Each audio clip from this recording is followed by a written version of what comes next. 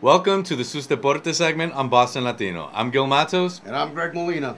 and today we're bringing you the topic of a local topic, the Boston Red Sox in the 2008 season. This season, the Boston Red Sox will try to become the first team since 2000 to repeat as champions of the baseball world. And well, Greg, we know this season the team is pretty much the same with a couple of exceptions, but all of the core players are back, something way different than in 2005 when they were returning from champions in the '04 season. How do you see the team this year? Oh, something you actually don't see happen very often. The Red Sox come back with almost 100% of their team. The difference is their starting pitching. I think that's going to be the key to the whole team. Kurt Schilling's hurt. Josh Beckett, even though he's not completely hurt, I think he didn't want to go to Japan. They still have a lot of question marks with that starting rotation. Well, that's true. They got the two young guys in the rotation. You know, the old knuckleballers back Wakefield, but the two young guys, Clay Buchholz and John Lester, those are the two biggest question marks. What can we expect from those guys this year? Well, the Red Sox expect a whole heck of a lot. John Lester is going to be put probably in the beginning of the season as the number 3 starter. Buchholz, so far, penciled in to be number 4, number 5. I think another question you have is Bartolo Colon. Can he come back and be at least 70% of what he was when he was in his heydays with the Athletics and with the rest of the National League teams? Once again, Buchholz, there's a lot on that kid's shoulders. He pitched a no-hitter last year. Let's see if we can get at least 10 wins out of them this year. Well, you meant the Angels with Bartolo Colon, right? Yeah. Yeah, the Angels. But when you said 70%, do you mean girth-wise? 'Cause he's a big boy. Well, if he's 50% girth-wise, that'd be great. But 70% of that pitching arm, I'll take any day. Well, we're also looking at some of the main competitors of the Red Sox. Obviously, we got the Yankees 200 miles away. We got the Tigers in the AL Central, which vastly improved their lineup, adding Edgar Renteria and Miguel Cabrera and Dontrell Willis to the rotation. I know you're a fan of the Tigers now. Well, this year I am. I think they have a good ball club. They have a great offense.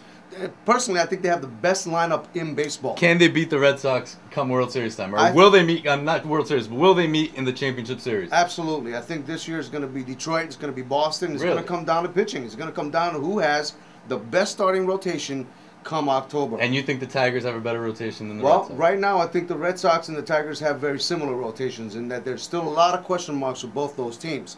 I think that the lineup that the Detroit has is a little bit better and better suited to go the distance the whole season. Red Sox, Mike Lowe's probably not going to have the same numbers he had last year. And there's a couple of Red Sox in there that I don't think are going to achieve as well. Well, I'm not going to disagree with you there. The Detroit Tigers definitely have a superior lineup to the Red Sox. But as we've seen with the Yankee teams of the past 4, 5, 6, 7 years, offense doesn't win championships. Pitching does. And I think the Red Sox have a better staff than the Tigers do. Right now, on paper they do. But very early in the season, I think, and you're absolutely correct, pitching, pitching, pitching. You're not going to win a championship unless you have that key element in your team. And right now, we talk about this all the time on the radio. There is no one team in the major leagues, with the exception of maybe the Mets, that have what I would consider to be a really strong starting rotation. That's right, that's correct. And one of the main keys obviously is going to be Daisuke Matsuzaka and how he performs in his second full season in the American League in Major League Baseball, playing here in the United States. What can we expect from Daisuke Matsuzaka? 15 wins last year, 4.40 ERA. Better or worse? Well, the thing is, as we saw, while we taped this, they've already played one game in Japan. Daisuke Matsuzaka started out the game having the same issues that he had the second part of last year. No control whatsoever, very bad pitch selection. A lot of people are expecting him to do better.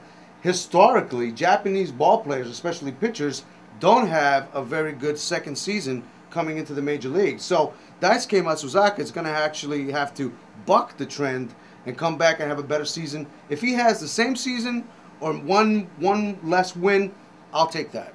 Well, I mean, certainly a lot of people expecting more from him in the second year. Good point there on the Japanese pitchers. We saw it with Nomo. We saw it with Kazusaki. We've seen it with several other Japanese pitchers here in the second season. But my problem with Matsuzaka is he's a power nibbler. And he's a guy who throws 90-something miles an hour. A nibbler, a term usually we reserve for guys that throw about 80-something miles an hour. Jamie Moyer, Greg Maddux. Maddux, right. We got a power pitcher here who's nibbling around, and I think he gets himself in trouble when he tries to be too cute around the strike zone. And that happened to him a lot last year. One of the big things with Matsuzaka last year was when he got in trouble, he'd throw that fastball right down the middle of the plate, or he'd throw it low in the strike zone with no movement on it whatsoever. I don't care if you throw 120 miles per hour. The big leagues, if you throw a fastball in anywhere in that area, these big league hitters are going to hit him. And if he continues to do that, and then you know what? All bets are off. Matsusaka's not going to have a very good season. Yeah, and let's get down to the nitty-gritty then right now. Who's going to be the best hitter and the best pitcher on this team? I think the best hitter is Manny Ramirez by far. The guy's come to spring training in tremendous shape. Although he told you he didn't do anything different in the He offseason. lied. He lied. He also says that mentally he's really into it, and I tend to think he is. Now, is it because he's going to get he wants an extension on his $20 million contract, or is it because he actually comes in with a better frame of mind? I don't know. I really don't care, to be honest with you. But I think he's definitely going to be the best hitter on this team. In terms of the best pitcher, you got to go with the guy that should have won the Cy Young Award last year, Josh Beckett. Will he win 21, 22, 23 games? Probably not. Probably not. But he should win at least 18 games and solidify the starting rotation. The 20-game winner becoming a rarity in baseball. But Absolutely. certainly, I agree with you with the Manny Ramirez. Josh Beckett is the guy we expect, but I think John Lester, in my opinion, is going to be the overachiever on this pitching staff. You laugh. The young guy had, he had lymphoma last year, came back from the cancer, pitched effectively in the World Series, won a game in the World Series, the clinching game. I think he comes back now. He's coming into camp 20 pounds heavier than last year, close to 100%. He says he's 100%. I think he's finally going to live up to the expectations I have of him. I'm not on the bandwagon yet with John Lester. I think he's a very good, effective left-handed pitcher.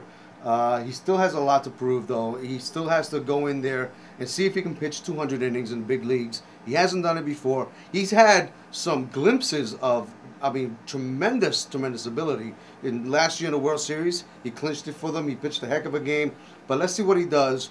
7 months of baseball, 200 innings of throwing against major league hitters. It's a long season, but with all due respect to Christmas time, this is the most wonderful time of the year. Yes, it is. Baseball is back. Well, we want to thank you for watching the video this segment of Sus Deportes on Boston Latino. You can check out all our videos on bostonlatino.tv. Also, remember to check out our webpage, www.bostonlatinotv.com, and also susdeportes.com. And remember, our radio show, because I'm doing all the talking here. Our radio show, you can also listen to it on www.susdeportes.com, streaming live every Monday, Wednesday, and Friday. From 6 to 7 p.m. I want to thank you for watching. I'm Gil Matos. And I'm Greg Molina. Have a good night. Bye-bye.